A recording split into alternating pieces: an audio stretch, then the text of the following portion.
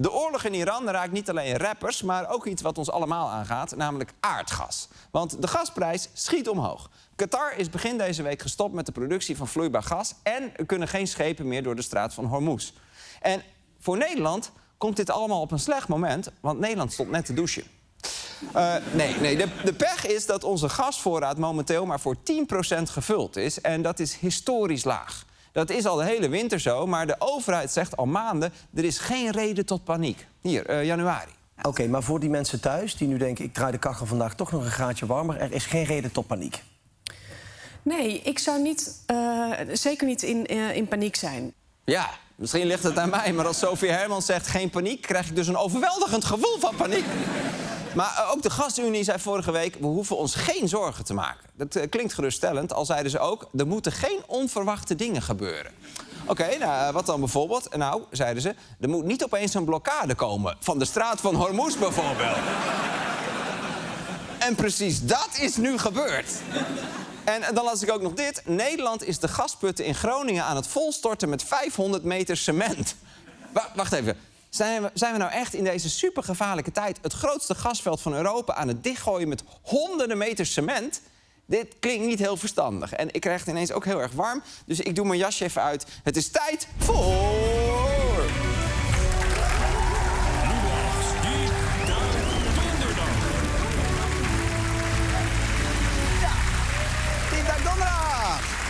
En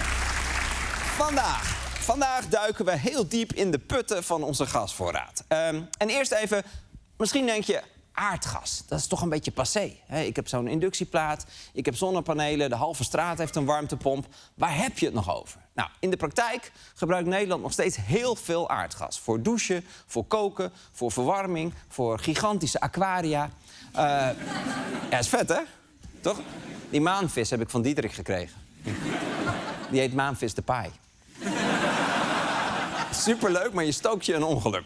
Nou, in Nederland wordt 80% van de huizen nog steeds verwarmd met aardgas. En tuurlijk, ooit willen we daar vanaf. We willen CO2-neutraal zijn, we bouwen windmolens, kerncentrales, alles wordt elektrisch. Auto's, vrachtwagens, zelfs dit wordt elektrisch. Deze jas heeft niet alleen een hippe blauwe ledstrip, nee, hij heeft ook zonnepanelen. En dan kan je niet alleen je telefoon mee opladen, maar er zit ook een warmtedraad in. Dus ben je buiten aan het hiken en wordt het wat fris, dan kan je het kacheltje aanzetten en houdt deze jas je lekker warm. Oh, ik heb hier zo naar uitgekeken.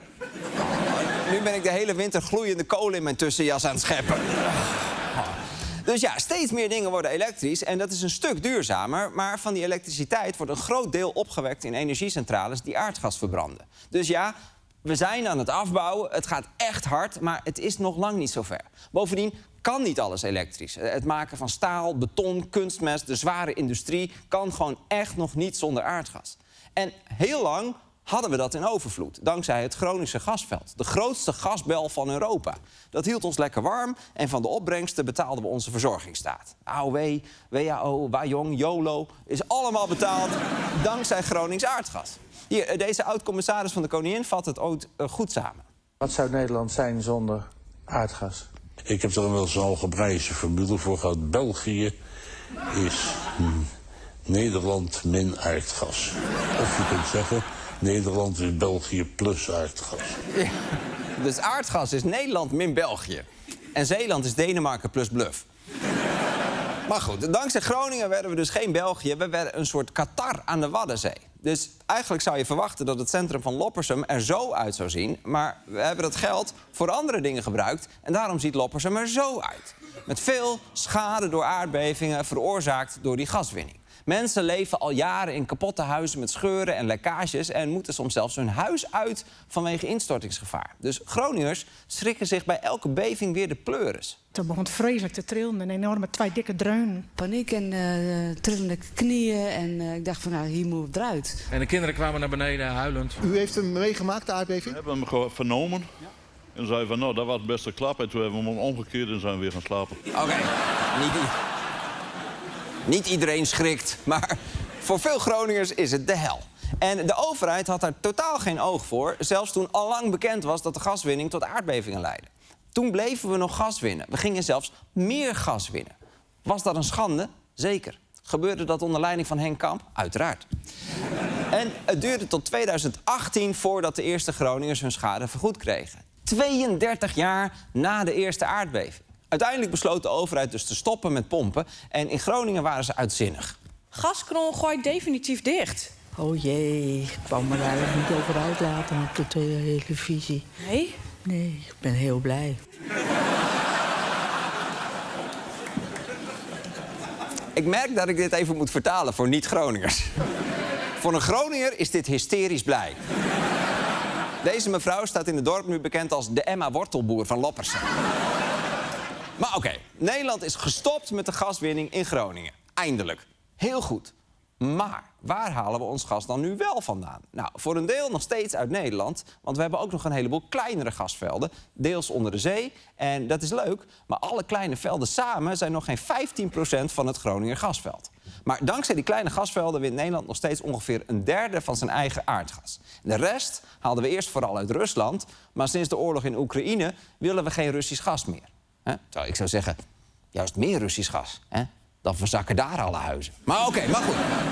Dus we zijn gestopt met Russisch gas, maar wat gebruiken we dan wel? Nou, een deel komt door pijpleidingen uit andere landen. Vooral uit Noorwegen, maar het meeste is LNG. Dat is Liquefied Natural Gas, oftewel vloeibaar aardgas. Dat is zo erg gekoeld dat het vloeibaar is geworden. En dat komt niet door een leiding, maar dat wordt met grote schepen naar Nederland gebracht. Dit is een LNG-schip, of zoals professionals het noemen, de tietenboot. Ja, dat snap ik wel. Wacht even, jongens, zo kom je niet langs Iran. Kunnen we iets? Ja, dat is beter, ja, beter. Maar goed, meer dan de helft van het gas dat wij importeren komt dus per boot. Een deel van die schepen komt uit Qatar. En dat deel is nu dus even weggevallen. Maar verreweg, het grootste deel komt uit de Verenigde Staten. Oké, dus dit is hoe Nederland nu aan zijn gas komt. Deels uit kleine Nederlandse velden, maar het meeste komt uit het buitenland. En dan vooral per boot. En het gaat op zich prima, zonder het Groningenveld. Maar het heeft ook een paar enorme nadelen. Voor het milieu bijvoorbeeld. Want we zijn heel blij dat de grond in Groningen wat minder gaat beven. Maar het Amerikaanse gas, dat is schaliegas. Dat daar uit de bodem komt door middel van fracking. Fracking, waarbij een mengsel van zoutwater, keramiekkorrels en chemicaliën kleine scheuren in het gesteente veroorzaakt. Waardoor het gas makkelijker kan worden opgepompt. Ja, een beetje technisch verhaal. Ik kan het zelf wel even laten zien. Wat wij in Groningen deden, dat is een beetje dit, zeg maar. Gewoon zo dit, zo. Lekker zeg, aardgas. En fracken, wat ze dus in Amerika doen, dat is meer zo.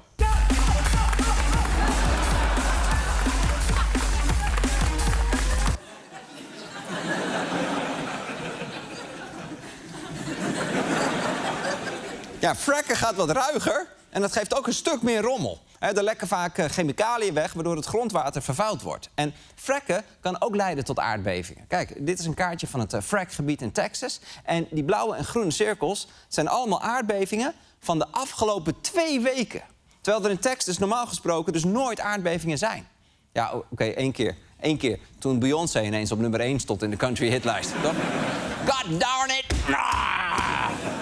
En al dat gefract daar, dat gaat dus ook ten koste van de lokale bevolking. Net als bij ons in Groningen. It disrupts our health. It disrupts our lives. It disrupts the foundations in our homes. It's so frustrating because everything that's going underneath my house that's coming up is going to Europe. I don't mind helping out when we can, but this is ridiculous. Wauw, we hebben gewoon echt ons probleem naar een ander land verplaatst. En het gaat nu ten koste van de Amerikaanse Groningers. This is ridiculous, yeah.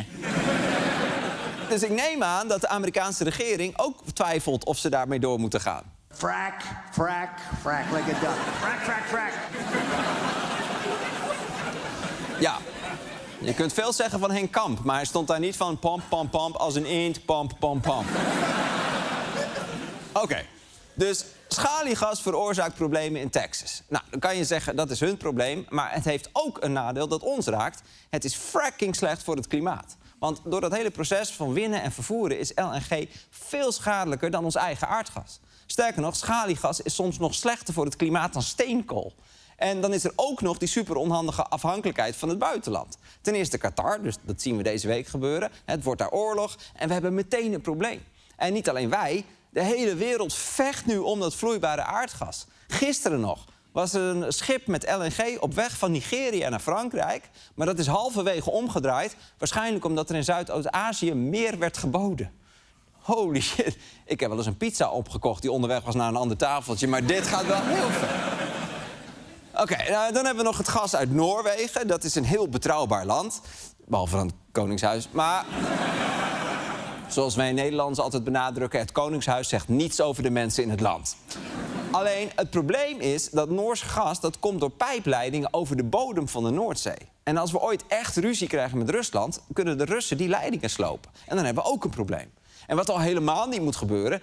dat is ruzie met Amerika. Want dan zijn we echt meteen de lul. En ruzie met Amerika, dat heb je tegenwoordig echt zo. Hè? Als het weer de tijd van de maand is dat hij Groenland wil hebben. Of dat Nederland weigert om hem de NS Publieksprijs te geven of zo. En Trump heeft zelfs al een keer gedreigd om Europa geen LNG meer te verkopen... vanwege de Europese milieuwetten. Dus het gevaar zit niet alleen in een verschrikkelijke ruzie... het is ook gewoon de permanente afhankelijkheid. Bij elke onderhandeling, bij elk gesprek weten wij... Donald Trump heeft ons volledig bij de ballen met die tietenboot. Dus qua milieu en klimaat betaalt de wereld een vrij hoge prijs... voor het stoppen met Gronings gas. En we zijn afhankelijk geworden van andere landen. Maar dat is de keuze die we hebben gemaakt. Dat hebben we er allemaal voor over, want we willen Groningen niet langer kapot maken. Oké. Maar stel dat het misgaat. Hè. Er is oorlog, of sabotage, of ruzie, of allemaal tegelijk. En er komt ineens veel te weinig gas binnen. En dat gebeurt ook weer net op het moment dat de reserves bijna leeg zijn, zoals nu. Dan heeft Nederland een gastekort. Dan moeten er fabrieken stoppen, sowieso. Misschien gaat het gas voor huizen op rantsoen, winkels dicht. In het ergste geval mag je zelfs niet meer je aquarium verwarmen. Het zijn geen leuke scenario's, dit. Maanvis de paai. Oh nee, Donjel Paling. Frenkie de Tong. Planktontoment.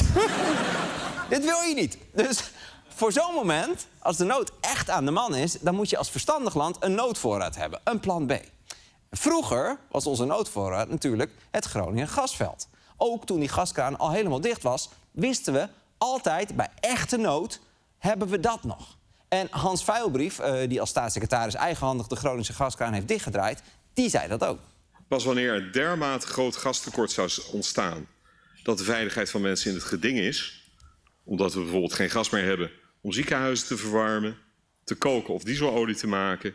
dan pas komt de inzet van het Groningenveld ter discussie. Ja, heel verstandig. En er was ook meteen zo'n noodgeval, namelijk de Russische inval in Oekraïne. Dat zorgde voor een grote energiecrisis, veel erger dan nu. Maar gelukkig konden ze het Groningenveld nog op de waakvlam houden. Niet om er geld mee te verdienen, maar puur als backup voor nood. Maar meteen na die crisis besloot de politiek om Groningen ook als noodvoorraad niet meer te gebruiken. Echt alle putten moesten dicht. Dus dit zei Veilbrief 1,5 jaar later. Dus de enige echte oplossing is daar cement erin? Dan kan je nooit meer erop terugkomen. Nee. En dat gaan we doen per 1 oktober. Ja, de putten moesten dicht. En dus niet van kraan dicht, hangslot op die kraan... sleuteltje inslikken, drol in de kluis in de gracht. Nee, echt, cement erin. En inmiddels gebeurt dat ook echt. We zijn hier op de gaslocatie Siddeburen, vlakbij het dorpje Siddeburen. En we zijn bezig met het opruimen van de gasputten. Ja, en opruimen betekent hier dus cement erin storten. Kinderen, als je moeder zegt ruim je kamer op, niet cement erin storten. Maar dit is dus wat we nu aan het doen zijn. En volgens mij is dat een gigantische fout. Want natuurlijk moeten we de Groningers compenseren. En je wil niet dat de volgende regering zegt... oh, de gasprijs is een beetje hoog, we gaan weer lekker pompen. Nee, maar als je die putten echt onklaar maakt... kun je ze dus echt nooit meer gebruiken. Ook niet in geval van een absolute noodsituatie. En daarom zeggen veel experts ook, doe dit niet. Hou op zijn minst een paar putten open, want je weet niet wat er kan gebeuren. Maar Nederland is dus, as we speak, die putten aan het dichtstorten. En zeggen, nou Arjen, as we speak, het is nu avond. Maar die teams die doen dit werk dus 24 uur per dag. 7 dagen per week. Echt, terwijl de raketten inslaan in Iran en Qatar... staat er nu iemand in Nederland cement in een gasput te storten. En ze gaan hard, hè? Er zijn al 70 van de 300 putten dichtgegooid. En ze doen dat supergrondig. Hier, kijk. Helemaal onder in de put zet je een plug. Dat is een soort kurk, zou je kunnen zeggen. Bovenop die kurk zetten we vervolgens honderden meters van cement. Ja, Oké, gigantische stalen kurk en honderden meter cement. Klinkt al vrij definitief, maar dan zijn we er nog niet. Vervolgens, om echt zeker te weten dat er nooit meer gas uitkomt, gaan we honderden meters hoger precies hetzelfde nog een keer doen. Weer zo'n plug erin, weer cement erbovenop. Ja joh, nog een stalen kurk, nog meer cement, maar er is meer. En dan uiteindelijk, dan halen we de laatste paar meters van de put, snijden we af, halen we helemaal uit de grond. Dan wordt het asfalt hieromheen weggehaald en uiteindelijk kan dit gewoon weer een weiland worden. Ja, mooi. Lekker koetjes erop, want de aarde moet wel blijven opwarmen natuurlijk. Er is trouwens wel, er is wel een tragisch ongeluk gebeurd bij dat volstorten. Dat is niet zo'n heel leuk verhaal, maar ja, er zat nog iemand onder de grond en die zit daar nu vast. We kunnen wel heel even kijken.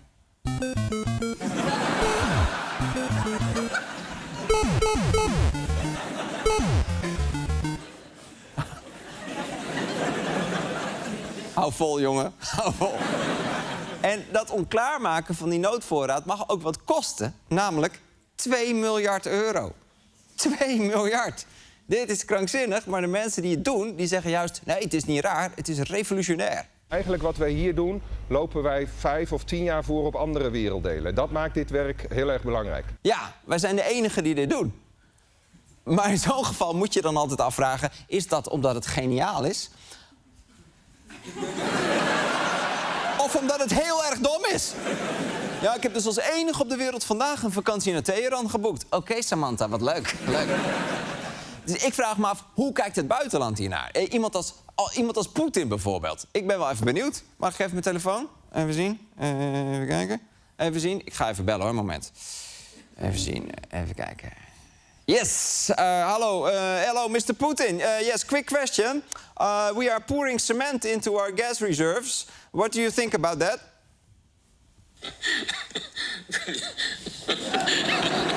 Volgens mij lacht hij ons uit, ik weet niet.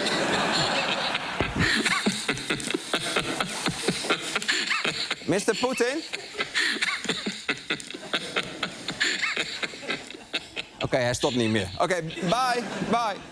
Maar iedereen voelt toch aan dat dit niet verstandig is. En sommige politici zeggen dat ook al een tijdje. Hier, vandaag nog in het AD. Ja, 21-leider Joost Eertmans, rechts... wil dat de gasvelden in Groningen toch open blijven. Oh, rechts. Oké. Ik dacht al, waarom heeft hij geen broek aan? Maar goed, Joost Eertmans is dus ook tegen het dichtgooien van de gasputten. Hij noemt het de blunder van de eeuw. Ik moet wel zeggen, dit zei hij voordat RTL Nieuws een marineschip verwarde met een veldleeuwerik. Maar oké. Maar ja, hij is in de minderheid, want de meeste Kamerleden vinden het niet netjes om hier überhaupt over na te denken. Er zijn ook partijen die zeggen, het domste wat je kunt doen is daar cement in storten. Ja, die partijen wonen kennelijk niet in Groningen of zijn daar nooit geweest. Ja, het inhoudelijke argument is, u woont niet in Groningen. Mirjam Bikker heeft ook geen mening over drugs, want ze woont niet in Volendam. Dan kun je zeggen, dit was december, niemand kon zich nog een oorlog met Iran voorstellen. Maar dit zei Jan Paternotte van D66 vandaag bij Sven Kokkelman. Je kunt toch zeggen, we halen geen gas meer uit de grond... maar je hoeft er ook geen cement in te gooien. Nou, ik denk dat we ook een klein beetje fris en nuchter moeten blijven kijken. Want als we naar buiten kijken, we zitten allebei binnen natuurlijk... maar de zon schijnt, de lente begint. In Nederland, ja. Er is nu geen probleem met de mogelijkheid om gas binnen te krijgen in Nederland. Ja, het is lekker weer vandaag, dus laten we voor altijd onze gasputten dichtgooien. Jan Paternotte knipt ook altijd zijn OV-chipkaart doormidden als hij de trein uitstapt. Ja, ik ben er nou toch. Zonnetje schijnt, hatzee, daar gaat hij. Hey. Maar ook het kabinet vindt dit. Minister van Klimaat, Stientje van Veldhoven, was er vandaag heel duidelijk over. Gaan we Groningen nog open houden? Nee, we gaan Groningen niet open houden. Ja, even voor de Groningers. Ze bedoelt de gasvelden, niet heel Groningen. Maar nog steeds erg onhandig. En premier Jette legde vorige week even uit waarom die gasputten echt dicht moeten. Als je nu putten openhoudt, ook onder het mom van strategische reserve... dan zullen alle Groningers daarin bevestigd zien. Zie je nou wel, het belang van Groningen en Noord-Drenthe... komt nooit op de eerste, tweede, derde of welke plek dan ook. Daarom gaat dit kabinet door met de afspraken die daar met de regio over zijn gemaakt. Dit is zo dom. Hij zegt onder het mom van noodreserves. Alsof we eigenlijk weer lekker willen gaan pompen. Maar dat willen we helemaal niet. Dit gaat om noodgevallen, om situaties waarin ook de bewoners van Drenthe en Groningen hun huizen niet meer kunnen verwarmen.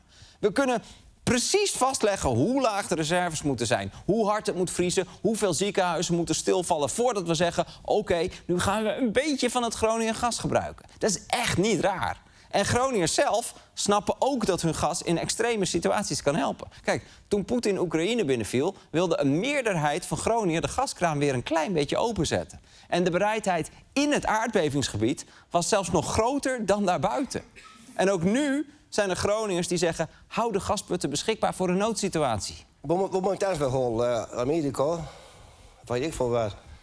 Wie hebben het? Ook als wij hier in Groningen met alle ellende zitten. We zitten niet alleen in Groningen met ellende. Houd toch eens op, joh. Als er eens wat gebeurt, je weet nooit wat het met zich meebrengt. Wat het type met zich meebrengt? Ja, LNG dus! Maar zij... Tuurlijk, pietergrap. Waarom niet? Maar zij zegt dus ook, je weet niet wat er gaat gebeuren. En onze overheid begrijpt dat soms ook. Die stuurt iedereen een folder van bereid je voor op noodsituaties, leg drinkwater en kaarsen op zolder, begraaf kuppasoep in je tuin. Super verstandig, heel goed idee. Maar intussen is diezelfde overheid 24 uur per dag bezig om zo snel mogelijk voor heel Nederland de noodvoorraad energie onklaar te maken. Dus ja, we zijn gestopt met pompen uit het Groninger gasveld. En ja, dat heeft een prijs. Milieu, klimaat, afhankelijkheid. Maar Nederland heeft gezegd, wij betalen die prijs. We doen het voor de Groningers, die we zo lang hebben genaaid en genegeerd. Dat is een logische politieke keus. Maar het slopen van de noodvoorraad die we hebben voor grote rampen, waar heel Nederland door geraakt kan worden, dat is niet logisch. Je gaat toch niet als gebaar naar de Groningers of uit een soort boetedoening het hele land in gevaar brengen, inclusief Groningen? Want je weet niet wat er gaat gebeuren. Ik ook niet. Maar ik weet wel, we moeten onze fout uit het verleden niet goed maken met een fout in de toekomst. En dit was. En